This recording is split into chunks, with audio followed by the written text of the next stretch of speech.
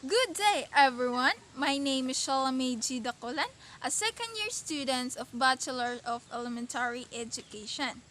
I will be discuss the Unit 3, Philosophy of Education and Personal Philosophy of Teaching.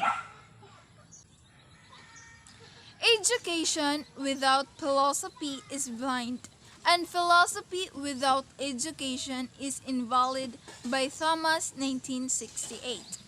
This quote, according to Thomas, education without philosophy is like a traveler who knows the name of the place where she wishes to go, but does not know how to find the place and consequently is unable to reach the destination. So that is why philosophy and education are relation to each other in order to reach the goals of education. So first, let's define what the meaning of philosophy. Philosophy, the science that seeks to organize and systemize all fields of knowledge as a means of understanding and interpreting the totality of reality. The systematic and logical explanation of the nature, existence, purpose, and relationship of things, including human beings in the universe. Meaning, philosophy is the study of fundamental nature of knowledge, reality, and existence, especially when considered as a academic discipline. And the definition of education is the process of facilitating learning or the acquisition of knowledge, skills, values, morals, beliefs, and habits. Education, in the largest sense, is any act or experience that has a formative effect on the mind, character, or physical ability of an individual. So, philosophy of education, what is it all about? Philosophy of education is the branch of applied or practical philosophy concerned with the nature and aims of education and the philosophical problems arising from educational theory and practice. A statement that identifies and clarifies the beliefs, values, and understanding of an individual or group with respect to education. So, philosophy of education is that a branch of philosophy that addresses philosophical questions concerning the nature, aims, and problems of education. The major philosophies of education can be divided into three main types, which is first teacher-centered philosophies, second student-centered philosophies, and third society-centered philosophies.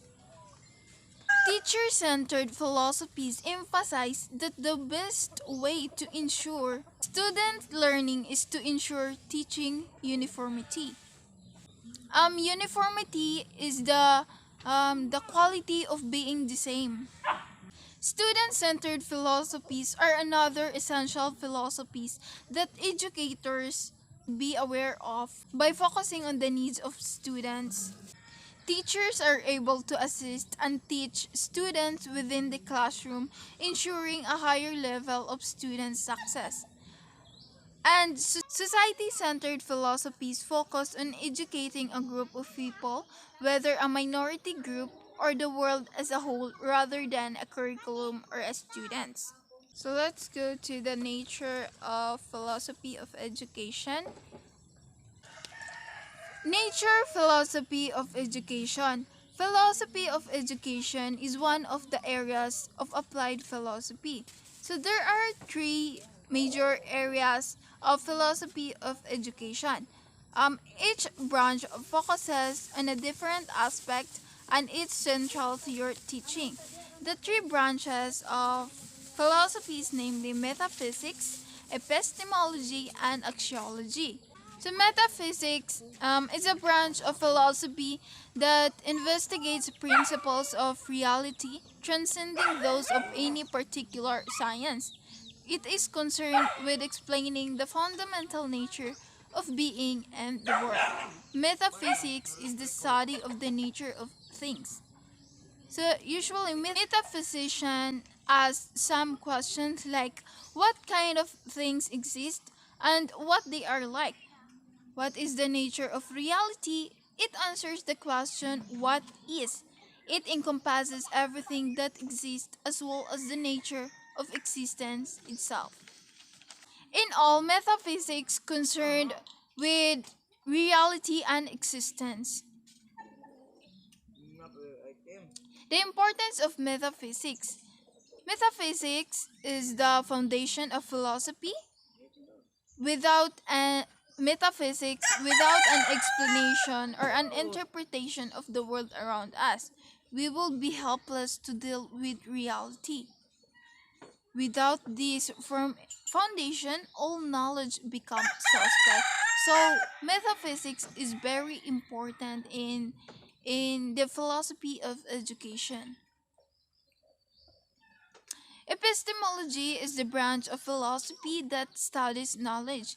It attempts to answer the basic questions: what distinguishes true or the adequate knowledge from false, inadequate knowledge?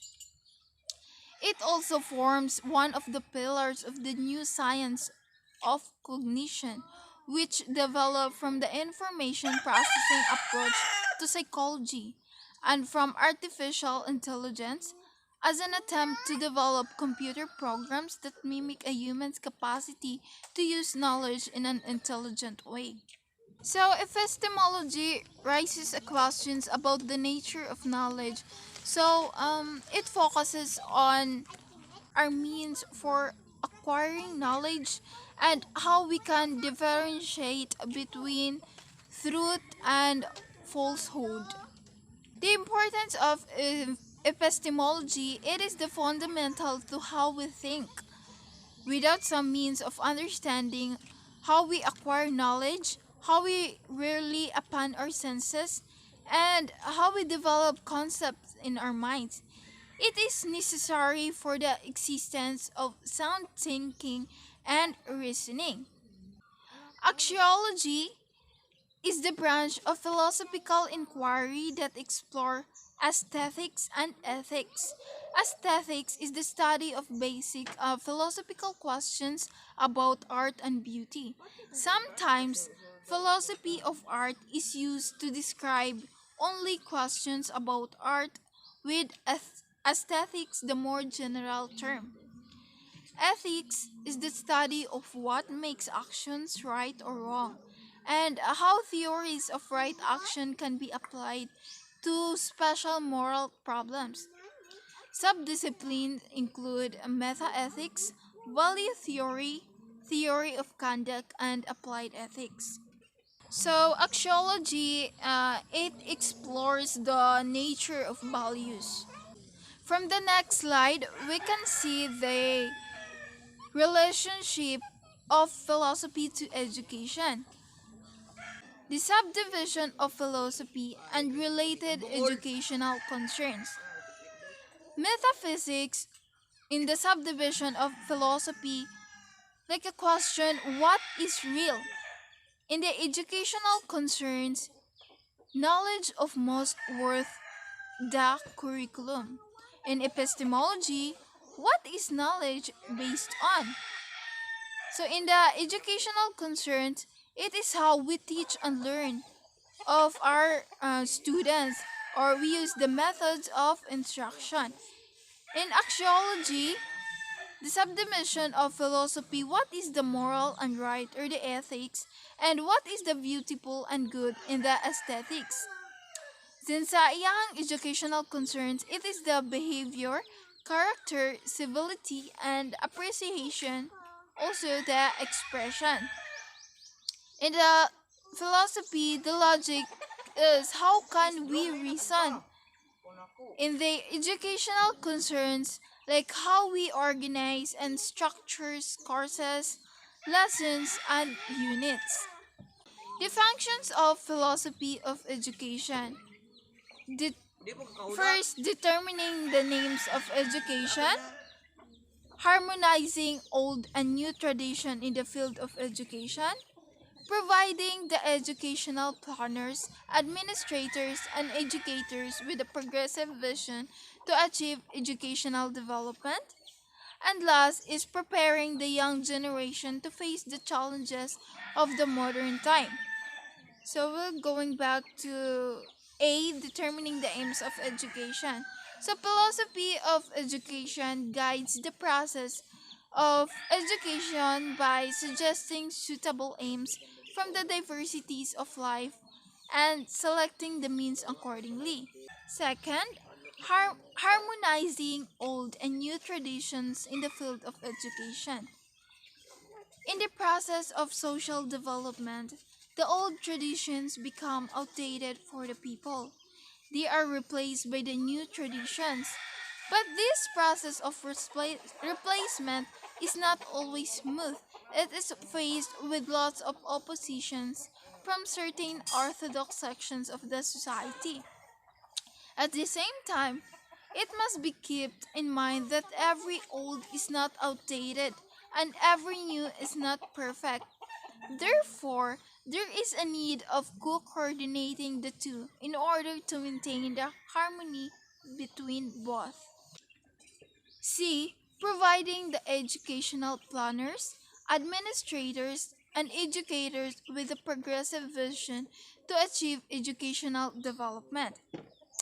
Spencer has rightly pointed that only a true philosopher can give a practical shape to education. Philosophy of education provides the educational planners, administrators, and educators with the right vision, which guides them to attain the educational goals efficiently. D is preparing the young generation to face the challenges of the modern time. The social commentators have given many labels to present period of history. For some, it is the information age, and for others, it is post-modernity, later modernity, high modernity, or even the age of uncertainty. Philosophy of education is a guiding, steering, and liberating force that helps young people to and society at large to face the challenges of the modern time. The philosophical foundations of education is the curriculum helps determine the driving purpose of education as well as the rules of the various participants. While all foundations propose to set goals of curriculum, philosophy presents the manner of thinking from which those goals are created. So that's all for the philosophical foundations of education. So let's move on to Western philosophies. Western philosophies include idealism, realism, and pragmatism. Idealism is the philosophical theory that maintains the ultimate nature of reality is based on the mind or ideas. It holds that so-called external or real world is inseparable from mind, consciousness, or perception. Idealism is a philosophical approach that has its central tenet that ideas are the only true reality, the only thing worth knowing. In a search for truth, beauty, and justice that is enduring and everlasting, the focus is on the conscious reasoning in the mind. So that's for the idealism. The maintenance of idealism is that ideas and knowledge are the trust reality. Many things in the world change, but ideas and knowledge are enduring. On the other hand, realists believe that reality exists independent of the human mind. The ultimate reality is the world of physical objects. The focus is on the body object. Truth is objective, what can be observed. So under realism, it includes the external world of solid reality. Reality is already in existence and in the invention of man. Man can only comprehend it through senses. And the last one is pragmatism or experientialism. For pragmatists, only those things that are experienced or observed are real.